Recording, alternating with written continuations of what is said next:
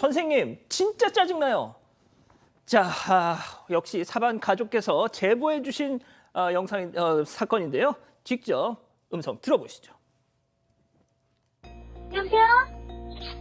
사랑이요. 그거 너무 의원에서 우리는요 일반 건식을 받았는데 왜 그렇게 보내주세요 다시? 네? 무슨 말씀이실까요? 건강검진 받았는데 왜 다시 보라고 하시는 거예요? 오늘 받았는데 제가 지금 학교에 있는 게 아니라 가지고요. 아니 근데 기록다 돼 있는데 우리는 서류를 제출했는데 왜 그렇게 자꾸 다시 보라게 왜 그렇게 반복하시는 거예요? 아마 지금 저 대신에 담당하시는 선생님이 새로 오셔가지고 아직 잘 몰라서 그런 아니 그렇게 짜증나요 진짜. 자 이제 제대로 받았는데 왜 그렇게만 내꺼만 말씀하시는 거예요? 그렇게 그쪽에 잘못인데 왜 그렇게 우리한테 그렇게 짜증나게 하시는 거예요? 진짜 짜증나요. 어머니 그거를 저한테 화내실 문제는 아닌 것 같은데 제가 아니 선생님이 탓이에요. 인계 인가를 못해가지고 그랬던 게 어머니 제가 인계를 진짜 짜증나요. 어머니 정말요. 일을 못하셔가지고 진짜 짜증나요. 내가 기업이라면 진짜 짜증나는 사람이에요. 어머니 정말로 이런 상황 절대로 일어나지 않기로 하세요. 다시 하나도 저절 들어갔으니까요. 교육청에서도 생각입니다. 그거로 가봐세요. 진짜로 대꼴만 하는 거예요. 진짜로 아침부터. 자, 정말 귀가 고통스러웠던 시간이었는데요. 자, 승희 의원님 설명 좀 해주시죠. 사실 시청자 여러분 들으신 그대로입니다. 초등학교에서 건강검진하고 구강검진 두 개를 받아서 제출하라라는 거였는데 아마 학교에는 저 학부형이 건강검진만 제출하고 구강검진은 제출하지 않는 걸로 그렇게 판단이 되는데요. 그래서 구강검진을 받지 않는 학생들에게 다시 한번 구두로 이야기하고 구두로 이야기해서 그 구강검진이 안 나온 학생에게 이제 통지문을 보내는 건데 그럼 통지문을 보내면서 이제 선생님께 전화를 하는 거예요. 근데 시청자 여러분 여기서 분명히 선생님이 뭐라 그러죠? 제가 학교에 있지 않아서 그리고 다른 선생님이 잘 몰라서 라고 끝까지 선생님은 참으시는데 부모님의 목소리 그냥 시청자 여러분께 맡기겠습니다. 과연 저게 잘못된 행동에 대해서 이야기를 하는 건지 아니면 자기의 스트레스를 푸는 건지 전혀 선생님의 말은 듣지 않고 일방적인 이야기를 하시는 모습이 보여서 이 부분에 대해서는 시청자 여러분께 맡겨드리도록 하겠습니다. 알고 봤더니 말이죠. 이 학부모의 잘못이어서 학부모의 착각이었습니다. 자, 병가 중인 선생님한테 전화해서 영문도 모르는 선생님한테 전화해가지고 이게 한 몇 년 전 일이 아니에요. 어제 벌어진 일입니다. 어제. 예? 자, 제가 이수정 교수님께 짧게 여쭤볼게요. 아니, 저는 이 제보를 받고 이 학부모님은 요즘 뉴스도 안 보시나 싶었어요. 요즘에 말이죠. 선생님들 더 이상 참지 않습니다. 바로 저희한테 제보합니다. 교육청도 학교도 이제 더 이상 방관하지 않습니다. 근데 이제 저렇게 지금 말씀하시는 내용을 들어보면 정상에서 굉장히 벗어난 사람으로 보여요. 저런 분들은 사실은 세상의 여러 가지 이치하고 관계없이 사십니다. 그렇기 때문에 제가 걱정하는 것은 이 정도로 스트레스를 이렇게 대응을 하시는 분노와 막 격분하여 소리 지르고 이렇게 하시는 분이 자녀에게는 안 그럴지가 전 대단히 걱정이 되고요. 혹시라도 자녀에게 학대 비슷한 거를 현재 하고 계시는 분은 아닌지 그게 좀 조사가 필요하다는 생각이 듭니다. 예, 저도 그 부분을 물었는데 그런 문제는 다행히 없었다고 하더라고요. 자, 제보 사건입니다. 내용이 좀 충격적이에요. 저희가 최대한 순화하려고 좀 했다는 점도 미리 말씀드립니다. 이 제보하신 분은 현재 초등학교 선생님입니다. 올 6월에 있었던 일을 제보해 주셨는데 자, 시작을 해보죠. 네, 이 교사는 올해 초등학교 4학년 담임을 맡았습니다. 그런데 이곳이 이 지방에 있는 작은 학교다 보니까 꼭 본인이 맡은 이 학년이나 반이 아니더라도 전교생을 얼추 다 알고 있는 그런 구조라고 합니다. 그런데 올해 3월부터 화장실에 가면 자꾸만 누가 따라오는 듯한 느낌이 들었다고 합니다. 본인은 화장실 안에 들어가 있는데 누가 이렇게 앞에 왔다 갔다 하는 듯한 그런 소리도 들리고 느낌도 들었다고 하고요. 처음에는 내가 예민한가 이렇게 생각을 했는데 어느 날 화장실에서 나오자마자 한 5학년 남학생이 후다닥 자기 교실로 들어가는 모습을 목격을 합니다. 그 순간 따라 들어오던 게 저 학생이었구나라는 확신이 들었다고 합니다. 이 남학생은 지난해 제보자 교사 이 반의 학생이었습니다. 자, 그럼 여기서 두 번째 사건 체크포인트 짚어보죠. 5학년이 여자 화장실에 그게 참 모르겠습니다. 이게 직접 학생한테 확인을 하셨답니까? 이게 뭐 직접 확인을 할 수 있는 상황은 아니었던 것 같아요. 어떻게 된 거냐면 이 선생님이 사실은 손을 씻고 있는데 갑자기 화장실 문이 벌컥 열리더라는 거예요. 그리고 그 5학년 남학생이 있으니까 아니 너 왜 여자 화장실에 들어오냐 그러니까 이게 무슨 말인지 모르겠는데 확인해 보려고 그랬어요 라면서 그냥 가버렸다는 겁니다. 근데 이 선생님이 아무래도 좀 찜찜해서 지금의 담임 선생님한테도 물어봤더니 그 담임 선생님도 비슷한 일을 겪었다라고 하더래요. 아이고야. 그래서 이거는 좀 예민한 문제니까 그냥 넘어갈 수 없겠다 싶어서 학부모에게 연락을 했답니다. 그런데 조금 전까지도 이 학부모들의 좀 잘못된 대응 얘기를 했었잖아요. 예. 여기서도 비슷했던 것 같아요. 학부모가 아니 그 호기심에 볼 수도 있지. 그 안에서 마주친 것도 아니고 문 열어본 것 뿐인데 왜 그걸 가지고 아이를 무슨 범죄자 취급하느냐라고 오히려 역정을 내니까 어떻게 뭐 위아무에 넘어갔다는 거예요. 그냥 남학생 출입 금지 이렇게 써놓기만 했다랍니다. 아니 애가 크면서 그냥 궁금할 수도 있는 거지. 그 참 결국 꼬리가 잡혔습니다. 이 제보자 교사분의 육성 한번 직접 들어보시죠. 갑자기 누가 여자 화장실 문을 조심히 여는 것도 아니고 이렇게 확 열길래 제가 놀라가지고 쳐다봤는데 그 남학생이었고 제가 너무 놀라가지고 너 여자 화장실 문 왜 열었어? 왜 들어오려고 했어? 그러니까 이러고 그냥 가버리더니 다시 와가지고 확인하려고요 이러는 거예요. 그렇게 계속 따라 들어오는 게 지속이 되다가 5월쯤에 결국엔 제가 화장실 안에서 잡았어요. 화장실을 따라 들어오는 게 이렇게 따라 들어와서 저랑 화장실 안에서 마주쳐가지고 제가 잡았고요. 왜 자꾸 들어오냐, 몇 번 들어왔니? 이렇게 하니까 솔직히 많이 들어왔대요. 자기 말로. 자기 입으로 다 이렇게 실토를 하더라고요. 뭐 최소 10번 이상 들어갔고 언제부터 들어왔냐고 하니까 뭐 3월 말, 4월 그때부터 들어온 것 같고 왜 들어왔냐? 호기심에 들어왔다. 뭐가 궁금하냐? 여자 화장실 뭐 구조가 궁금하대요. 처음에는. 사실은 뭐 여자 화장실에서 하고 싶은 게 있대요. 그런데 그 여자 화장실 들어가고 싶은 그 마음을 멈출 수가 없대요. 그 정도로 그 충동성이 제어가 안 되냐고 물어봤더니 그렇다고 얘기를 했어요, 학생이. 박 변호사님 네. 들으셨죠? 이 정도는 말이죠. 이건 호기심 단계가 아닌데요. 좀 심각한 거죠. 사실은 이거는 문제가 있기 때문에 이렇게 아이한테는 왜 문 열고 들어왔냐 하니까 확인하려고 들어왔다 했지만 사실은 본인 얘기고요. 여러 번 반복됐다면 뭔가 충동성을 제어할 수 없는 그런 상황으로 봤기 때문에 선생님 같은 경우는 부모님한테 전달을 합니다. 아이가 여자 화장실에서 들어왔고 잡혔다, 문제가 있다고 하니까 부모 같은 경우는 무슨 말인지 알고 있다. 애가 청소년 상담 받겠다라고 하면서 뭔가 자존감이 낮아서 성 관련된 게 아니라 자존감이 낮아서 그걸 채워주는 상담을 받았다고 합니다. 이게 자존감하고 무슨 상관입니까, 솔직히. 자, 뭐가 됐든 상담을 받았다고 쳐요.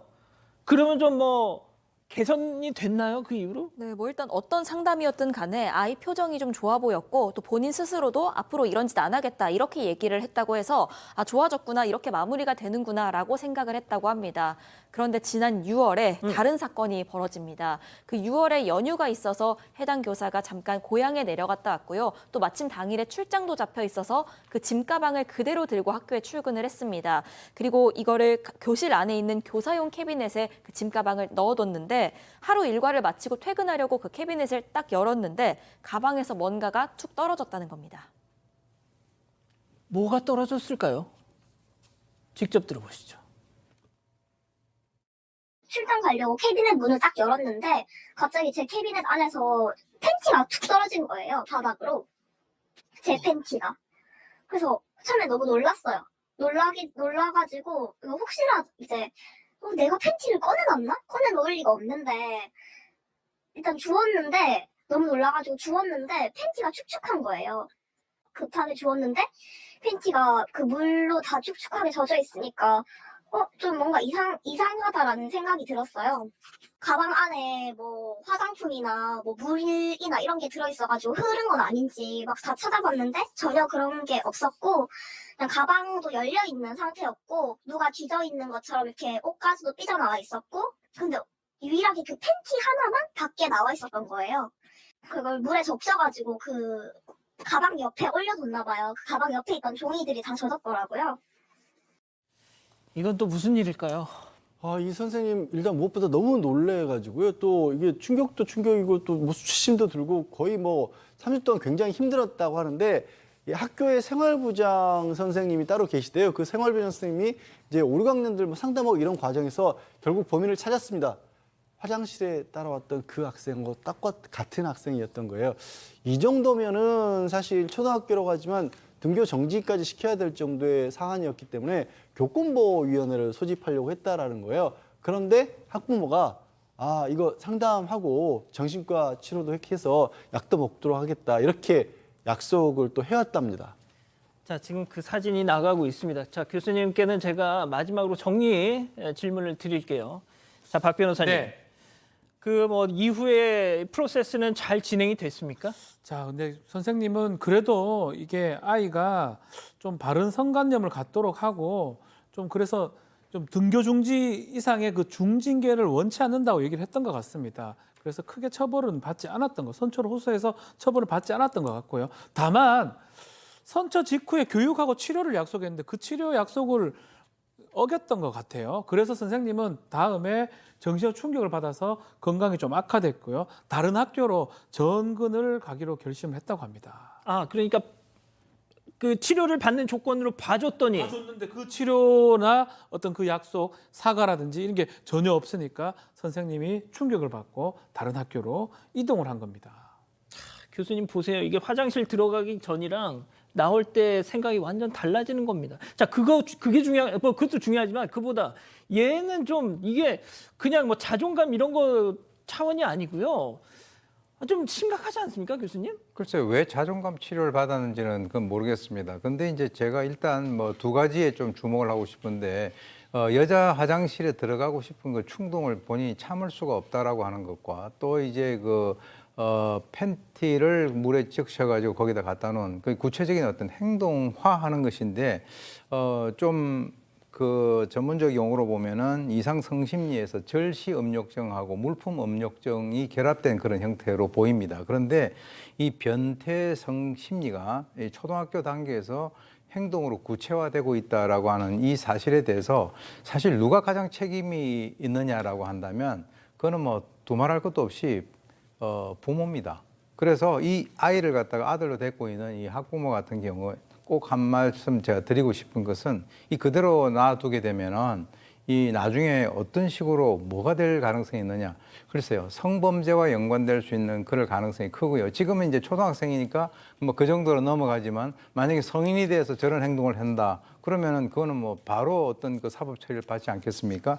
그래서 호미로 막을 것을 갖다가 가래로 막지 마시고 지금부터 정신을 바짝 차리고 주위 사람들에게 피해를 주지 않도록 부모가 단도리를 해야 됩니다. 다시 한번 말씀드리죠. 결국 피해자인 선생님이 다른 학교로 갔습니다.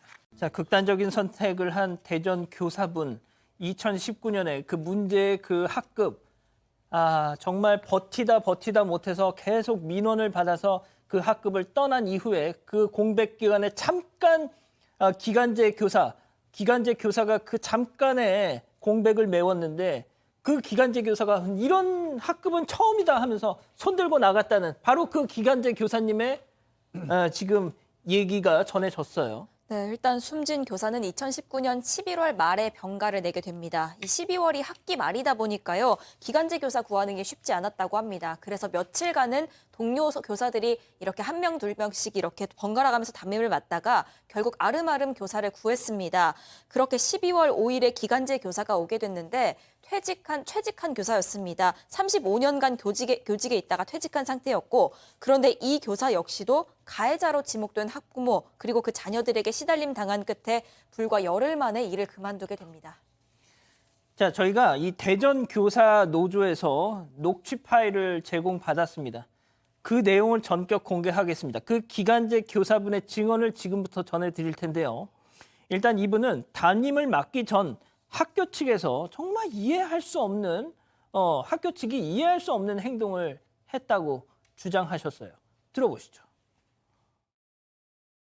제가 기간제 교사로 처음 딱 가자마자 교장, 교감, 교무, 부장 선생님이 저에게 다 한 이야기가 그 미용실집 아이에 대한 것과 그 4명의 아이들을 건드리지 말라는 얘기, 그 무조건 안전에 대한 것만 이야기를 하고 선생님이 저렇게 아프고 한데 한 학기를 잘 마무리할 수 있게 그냥 좀 안전하게만 보낼 수 있도록 그거를 굉장히 부탁을 많이 했어요. 그날 첫 수업을 시작하기 전에 연구부장이라는 분이 저를 찾아와서 미용실집 아이는 절대 건드리지 말라고, 얘는 교실에서 뭘 하든 내버려 두라는 이야기를 들었어요.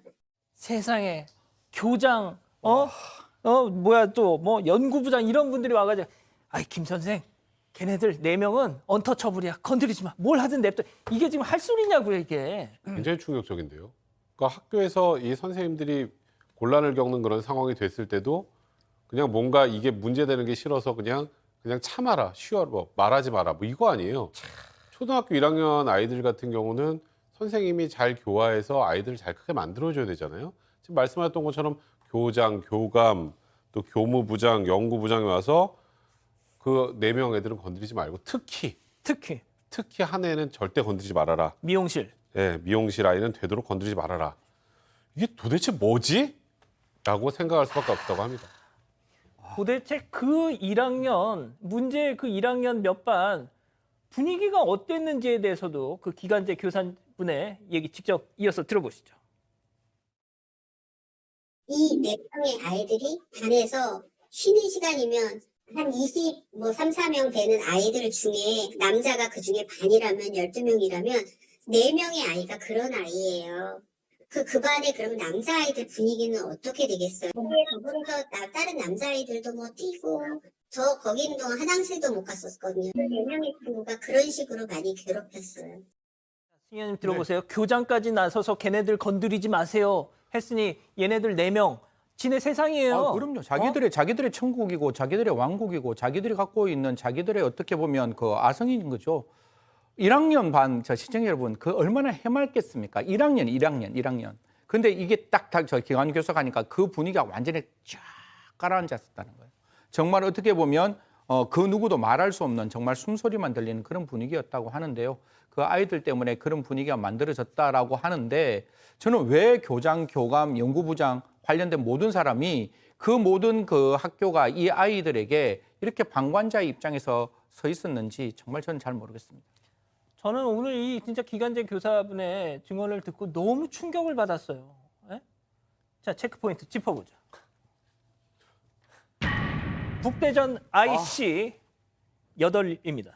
제가 왜 8을 8이라고 했는지는 지금 들어보시면 아실 거예요. 그런데 그 미용실집 아이는 학교를 자주 오지 않았어요. 자주 내고 학교를 잘 안 오더라고요. 그러면 엄마가 좀 가정학습으로 잘 학습 지도라도 좀 했으면 좋은데 공부도 너무 못했어요. 주장에서 아무튼 빼기 이런 거를 전혀 못해서 이런 거를 하는 과정에서 이 친구가 계속 3번을 연달아 틀리더라고요. 근데 참고선 계속 친절하게 설명을 해줘서 다시 한번 해와라 라고 하면서 애 얼굴을 딱 보니까 3번째 나왔을 때인데 그 아이는 제가 가르치는 문제는 쳐다도 보지 않고 내가 이렇게 딱 눈을 드니까 저하고 눈을 딱 마주쳤을 때 뭐라고 웅얼웅얼 하더라고요. 걔가 뭐라 그러냐면 북대전 아이씨 그거를 계속 말을 하고 있고 팔자는 작게 하고 눈처럼 들리게 하면서 북대전 아이씨 이거를 계속 하는 거예요. 저 눈을 쳐다보면서. 저는 그 모멸감은 제 그동안의 교직 경험이 다 와르르 무너지는 그런 경험이었어요.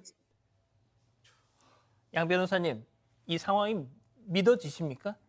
전 진짜 믿어지지가 않아요. 몇 가지 믿어지지 않는 상황이 있는데 첫 번째로 이 학생이 초등학교 1학년입니다. 초등학교 1학년. 근데 초등학교 1학년인데 하도 이제 현장학습 체험 신청서 내고 그러면 이제 부모님들이랑 어디 가고 그러면 요즘에는 결석 처리 안 하거든요. 그걸 내고 학습 공백이 생겨서 지금 들으신 것처럼 이 공부를 제대로 못 따라가더라는 겁니다. 그래서 선생님이 가르쳤는데 그 아이가 웅얼웅얼하는 게 북대전 I, C 그리고 8 이렇게 얘기를 한 거예요. 그렇게 얘기를 한 거예요. 저도 차마 붙여서는 얘기를 못 하겠습니다. 선생님이 너무 놀라가지고 너 지금 욕한 거니? 믿어지지가 않으니까. 근데 여기서 또 놀라는 게 저렇게 눈을 똑바로 뜨고 쳐다보면서 그냥 북대전 IC 얘기한 거예요 라는 얘기를 선생님 눈을 보면서 얘기를 하더라는 거예요. 이 선생님이 더 이상은 어떻게 할 수가 없어서 집에 가서 공부 좀 하고 와라 그러고 보냈다라는 거예요. 뭐라고 하겠습니까 저런 상황에. 저는 지금까지 이 대전 이 교사 사건을 전해드리면서 부모가 문제다라고 항상 믿어왔고 그렇게 생각을 하려고 했습니다. 근데 오늘 이 북대전 IC 이거를 딱 듣고 나서 애들도 문제다. 저는 얘네들부터가 문제다. 그런 생각이 들기 시작했어요. 자, 이 기자. 이 정말 베테랑 기간제 교사님도 이 4명의 학부모들한테 이제 시달리기 시작합니다. 본격적으로. 네, 4명 중에 한 아이는 짝꿍을 좀 지속적으로 괴롭혔습니다. 그러다가 어느 날은 짝꿍의 손등을 꼬집었는데 이게 그전에도 계속 주의를 줬던 터라 이 아이를 따로 데리고 가서 야단을 쳤다고 합니다. 그랬더니 아이가 눈물을 흘렸습니다. 그래서 아이 손을 잡고 저 선생님이 친구들이랑 사이좋게 지내야지 않냐? 네가 잘못한 거 알았으니까 친구에게 미안하다고 할 수 있니? 라고 묻습니다. 그랬더니 이 아이가 사과는 안 하겠다고 합니다. 그래서 다시 아이 손을 잡고 그럼 사과는 못 하겠으면 더 이상 그러지는 말아라 라고 하면서 안아줬다고 합니다. 그런데 그날 오후에 바로 민원이 들어왔습니다. 이 민원 내용은요. 선생님이 아이를 데리고 가서 혼냈는데 그 과정이 너무 지나쳤다는 겁니다. 그 바람에 우리 아이가 울게 됐다라는 내용이었습니다. 자, 결국 이 일로 35년 경력의 이 베테랑 교사가 두 손 두 발을 듭니다. 이건 뭐 누구라도 그만두겠는데요. 그리고 이런 정도의 교권 침해 상황이 돼도 아무도 알아주지 않잖아요. 아까 교장, 뭐 교감, 교무부장도 아이고 거기서는 걔네들 상대하지 말아라는 얘기를 했다고 하고. 그러니까 뭐 이런 교권 침해를 당하고 정당한 지도를 해도 민원이 들어오는데 민원을 아무도 막아오지 못하는 상황이 되니까 내가 이제 더 이상 이거 근무할 수가 없겠구나라는 판단이 들어서 당연하죠. 10일 만에 그만뒀다고 하고요. 근데 이제 문제는 담임이 또 그만뒀잖아요. 그럼 어떻게 해요? 결국 또 다른 기간제 교사를 구하지 못하니까 나머지 선생님들이 돌아가면서 담임을 했고, 근데 문제는 왜 담임을 안 두고 돌아가면서 하냐고 또 민원이 들어왔다고 합니다. 그래서 어떤 일이 있었는지 아세요? 결국 교무부장이 담임 맡았었다고 합니다. 이런 경우는 정말 드문 일이죠. 제가 승희 의원님께 마지막에 좀 여쭤볼게요. 자, 이 기간제 교사분의 증언 얘기는 여기까지 하고요. 어제 저희 사건 반장에 또 제보가 하나 들어왔습니다. 일단 제보 내용 들어보시죠. 본인은 뭐가 이렇게 억울한지 이렇게 미장원 앞에 이제 쓰레기도 투척되어 있고 막 그런 상태에서 그 주변에 떨어져 있는 그 담배꽁초 그거 이제 나무젓가락 같은 걸로 주워서 페트병에다 이렇게 빈 페트병에다 그걸 담아서 이제 경찰한테 주는 거예요. 범인을 꼭 찾아달라고. 지난주 목요일인가 관리사무소 가가지고 가게 유리창에다가 계란 던진 사람 범인 찾겠다고 그래서 형사 고소하겠다고 CCTV 내놓으라고. 우리 가게에 누가 계란 던졌어, 누가 포스트잇 던졌어, 저것들 내가 다 고소할 거야. CCTV 빨리 보여줘. 이거란 얘기죠 지금? 그렇습니다. 사실 좀 전에 보신 게 이제 지금 문제가 있는 걸로 지목이 되는 그 학부모가 운영하는 매장이라고 합니다. 근데 이제 저는 이거 자체가 꼭 좋다고 보지는 않습니다만 어쨌든 많은 분들이 찾아가서 뭐 쪽지도 붙이기도 하지만 쓰레기 같은 걸 버리시는 분들도 있었다고 합니다. 그리고 달걀도 누군가가 던졌대요. 근데 그게 뭐 좀 잘했다는 건 아니지만 이 원장이 그걸 경찰에 신고한 것 같다라는 거예요. 이 제보하신 분이 같은 건물에서 이제 다른 매장을 운영하신 분인데 경찰이 와서 조사를 하고 있었고 그리고 아까 달걀 던졌다고 했죠. 예. 그거 누가 던졌는지 찾아야 되니까 관리사무소 가서 CCTV를 확인하겠다고 하고 있다는 겁니다. 이 제보하신 분이 보기에는 전혀 반성하는 기색은 보이지 않고 오히려 억울해만 하고 있다라고 그렇게 지금 일단 그분이 보시기에 그렇다는 겁니다. 예. 자, 승희 의원님. 돌아가셨어요, 사람이. 선생님이 돌아가셨는데 세상에 그 와중에 CCTV 찾아내가지고 고소하겠다고 저러는 게 일단 이게 정서랑 우리 정서상 이게 맞는 겁니까, 이게? 두 가지만 말씀드리겠습니다. 국가가 잘해야 됩니다. 국가가 잘하지 않으면 이렇게 사적 보복이 일어나고 사적 보복을 하는 그 사람들을 저 잘못한 사람이 다시 고소하는 정말 말도 안 되는 엉망진창인 세상이 만들어지니까요. 정말 교권 바로 세우시고 문제 있는 학생과 학부형에 대한 엄중하고 적절한 판단이 좀 있어야 된다라고 생각됩니다. 마지막으로 제발 학생들에 대해서 학생들만 편들지 말고 교사와 함께 연대해주는 학교가 만들어지길 꼭 부탁드리겠습니다. 만약에 억울하다 생각하시면은 저희한테 연락 좀 주세요. 저희도 그 네 분의 학부모분들의 입장, 육성 이 얘기 듣고 싶습니다. 언제든지 열려 있습니다.